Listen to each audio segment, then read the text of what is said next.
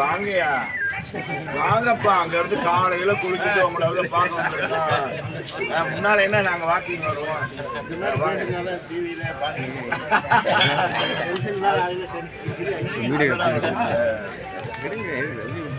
நம்ம வாங்கினேன் நீங்க தானா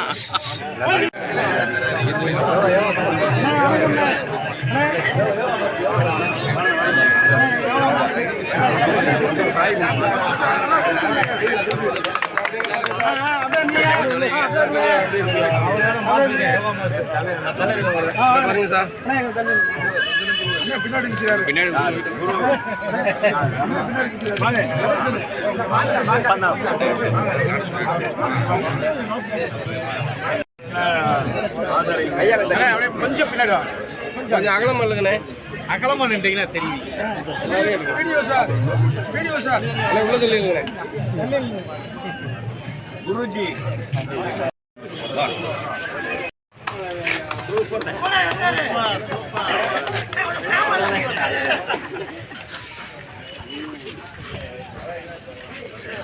கரீனே கொஞ்சம் அப்பதான் போட்டோல கவர் ஆகும்.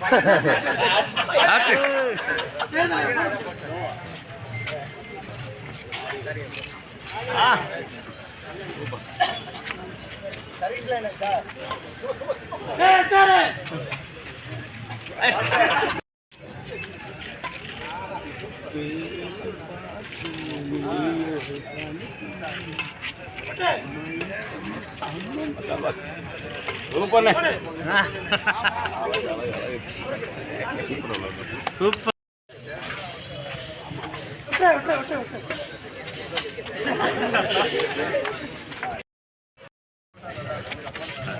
ராமலிங்கம் செமையா இருக்கிறீங்க.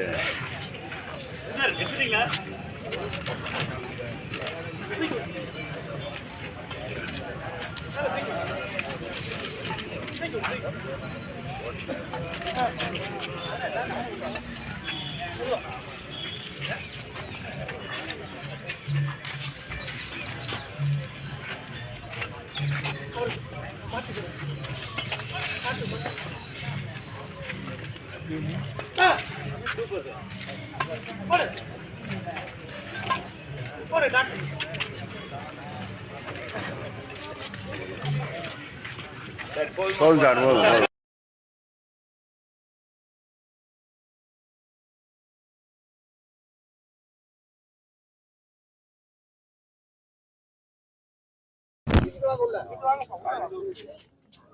கிரவுண்டுக்கே நாங்கள் கிரவுண்டு வச்சதே நாங்கள் தான். ஆமாம், எங்காச்சும் மீண்டு வரணும். நாங்கள் இப்போ மதுரையினுடைய வளர்ச்சியில் நிறைய இத்தனையும் கொண்டாந்துருக்கா. நல்ல முன்னாடி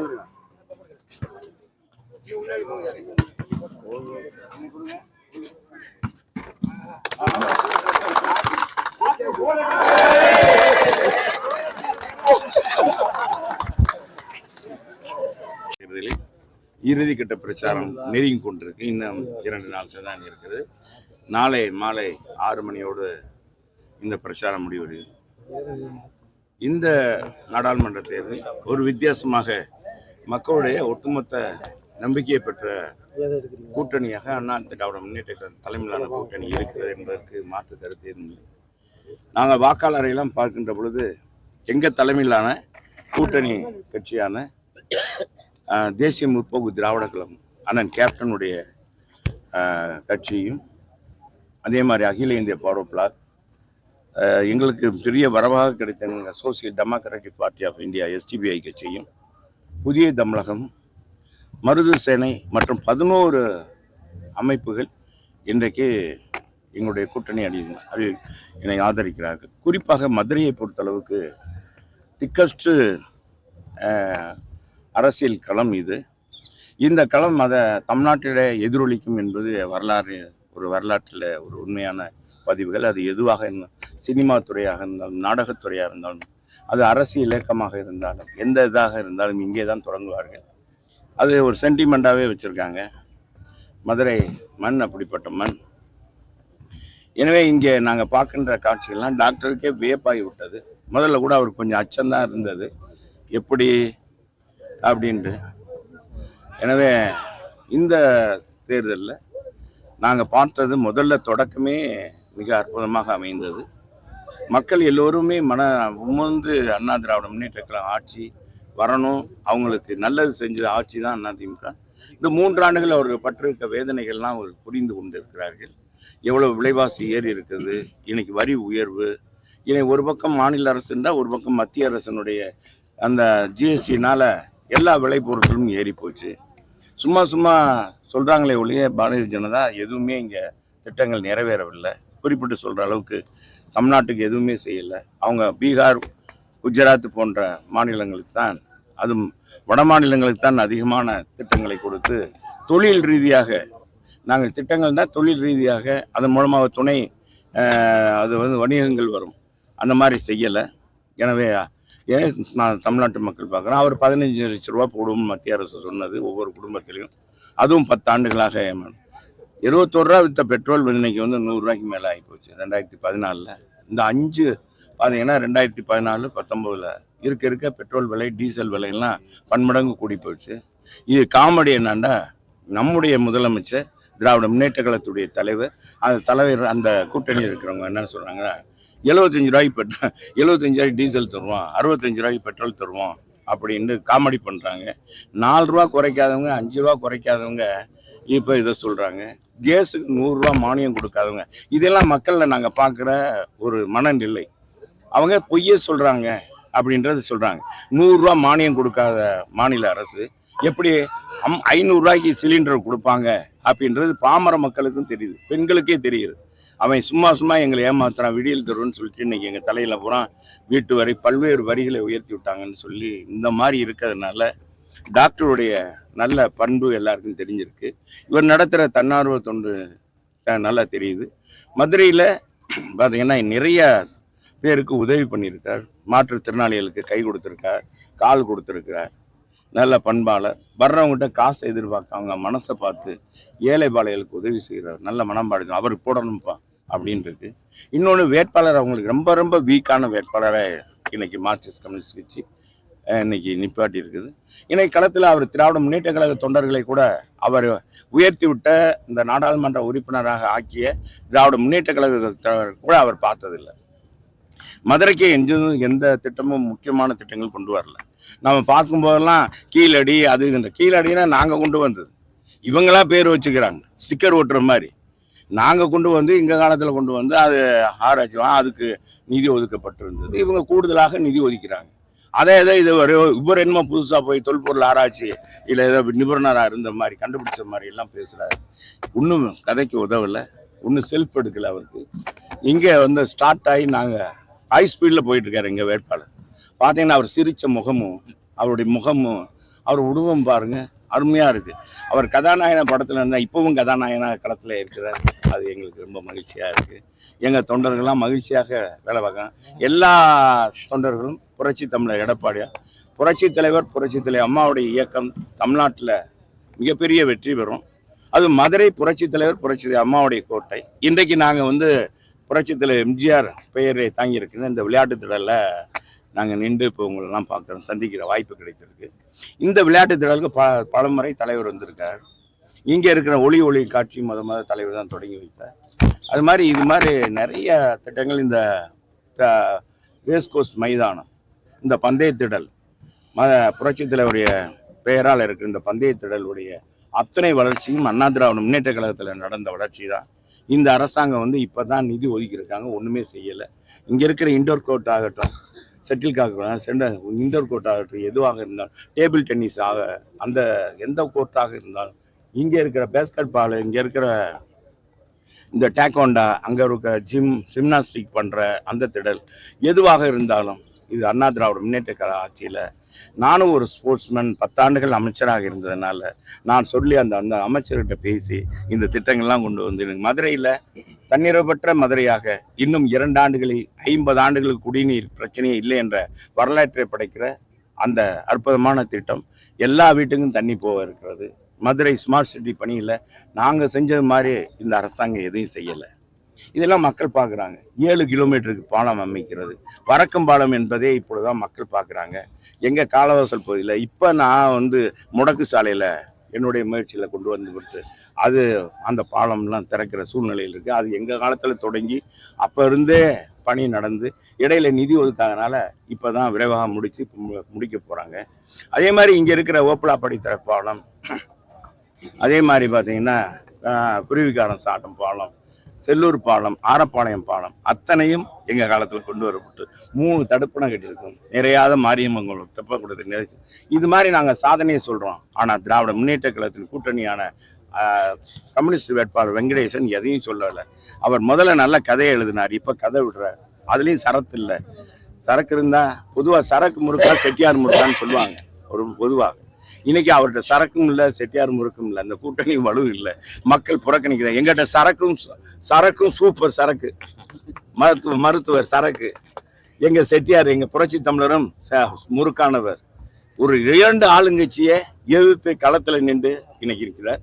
இவரை போய் இன்றைக்கு பாரதிய ஜனதாவுடைய தலைவர் பேசுறார். ஆனால் தமிழகத்தை பொறுத்தளவுக்கு அவர் நல்லா மாட்டிக்கொண்ட ஆடாக இருக்கிறார். ஒன்றும் சிங்கம், ஒரு பக்கம் சிங்கம், ஒரு பக்கம் சிறுத்தை. இந்த சிறுத்தைக்கும் இடையில மாட்டிய ஆட்டுக்குட்டியாக மாட்டிக்கொண்டு என்ன பேசுறோம்னு தெரியாமல் பிதட்டி கொண்டு இருக்கிறார் என்பதை நீ புரிஞ்சுக்கோங்க. எனவே இதில் வெற்றி பெற போகிறது மக்களுடைய நம்பிக்கையை பெற்ற, மக்களுடைய அபரிதமான ஆதரவு பெற்றிருக்க எங்களுடைய டாக்டர் சரவணன். இரட்டை இலை என்பதை தெரிவிச்சு டாக்டர் சொல்லுவார். இந்த தேர்தல் ஆரம்பிக்கிறப்ப பிரச்சாரம் முடிய போகுது. 3 அணி போட்டியாக தான் முதல்ல முன்னிறுத்தினாங்க. பாஜக கூட்டணி ஒன்று, அதிமுக. இப்போ இது எந்த இடத்துல வந்து நிற்குதுன்னு நினைக்கிறேன்.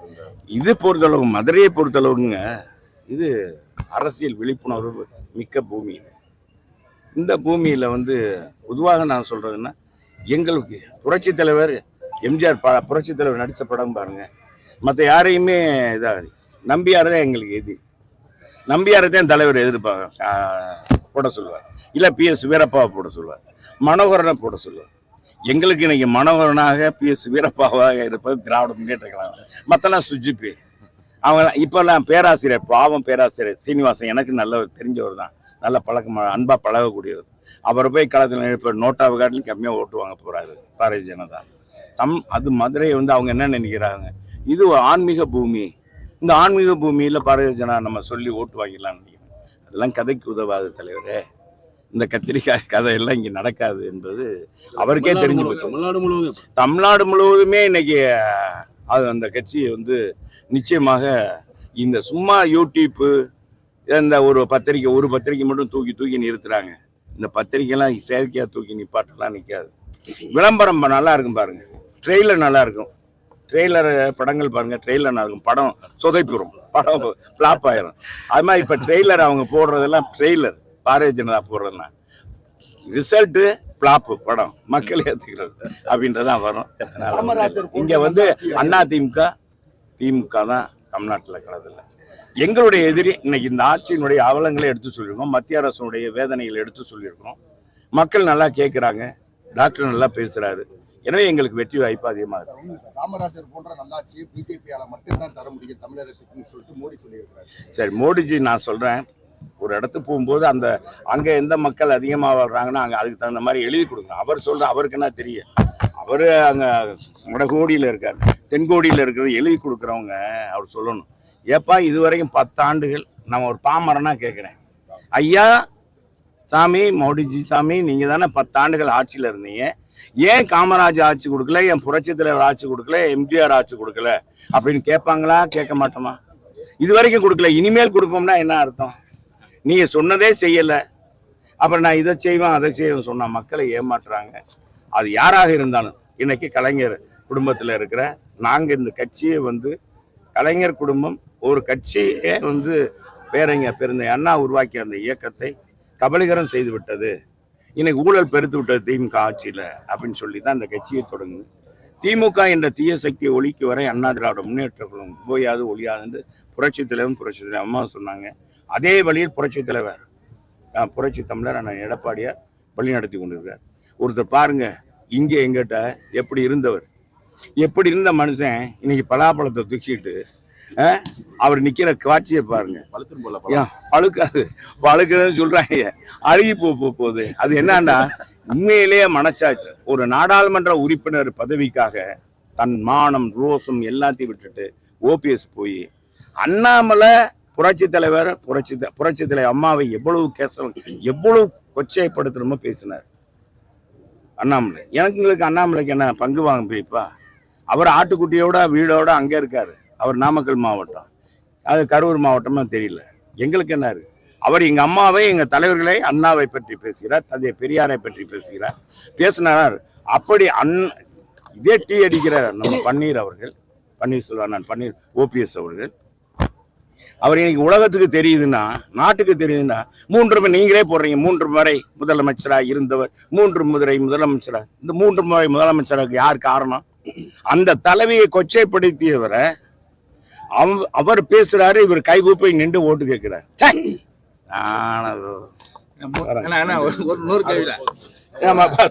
நம்ம வேட்பாளர் பேசுவார்.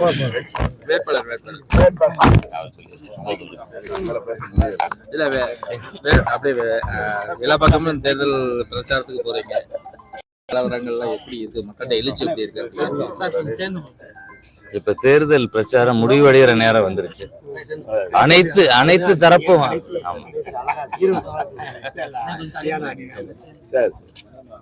அனைத்து தரப்பு மக்களும் ஒன்று கூட கூடிய இடம் இந்த ரேஸ் கோர்ஸ்.